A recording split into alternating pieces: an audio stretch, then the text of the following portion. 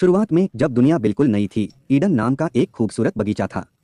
यह सबसे रंग बिरंगे फूलों, सबसे रसीले फलों और सबसे चहचहाते पक्षियों से भरा हुआ था।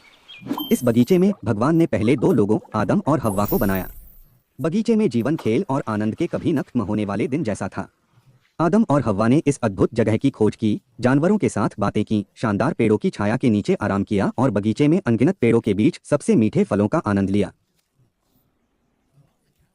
अच्छे और बुरे के ज्ञान का पेड़ बाहर खड़ा था।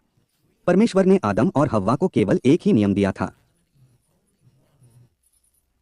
इस पेड़ का फल मत खाओ। लेकिन जिज्ञासा एक शक्तिशाली चीज है। एक दिन एक डरपोक सांप हव्वा के पास आया।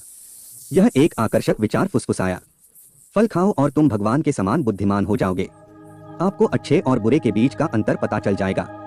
फल बहुत आकर्षक, बहुत स्वादिष्ट लग रहा था और ज्ञान का वादा बहुत लुभावना था। ईव ने हाथ बढ़ाया, फल उठाया और काट लिया। उसने कुछ एडम को दिया, जिसने भी खाया। लेकिन जैसे ही उन्होंने फल का स्वाद चखा, उनकी आंखें एक ऐसे तरीके से खुल गईं जिसकी उन्होंने उम्मीद नहीं की थी। उन्होंने चीजों को अलग तरह से देखा और महसूस किया कि उन्होंने ईश्वर की अवज्ञा की है। उन्हें डर और शर्मिंदगी महसूस हुई, ऐसी भावनाएं जो उन्होंने बगीचे के आनंद में कभी नहीं देखी थीं। जब परमेश्वर को पता चला कि उन्होंने क्या किया है, तो वह उनकी अवज्ञा से बहुत दुखी हुआ। परिणाम स्पष्ट था, वे अब अदन में नहीं रह सकते थे। गार्डन छोड़ना कठिन था। अदन के द्वार उनके पीछे बंद हो गए और पहली बार उन्हें जीवन की कठोरता का दंश महसूस हुआ। ईडन के बाहर दुनिया उबड़-खाबड़ और जंगली थी। आदम और हव्वा को शुरू से ही सब कुछ सीखना पड़ा, भोजन कैसे उगाना है, आश्रय कैसे बनाना है और तत्वों से कैसे बचना है। जीवन अब आनंददायक खोजों की श्रृंखला नहीं, बल्कि अस्तित्व के लिए संघर्ष था। इस नई दुनिया में उन्होंने जीवन के पूर्ण स्पेक्ट्रम, खुशी और दुख, सफलता और विफलता, जन्म और मृत्यु का अनुभव किया। वे माता पिता बन गए,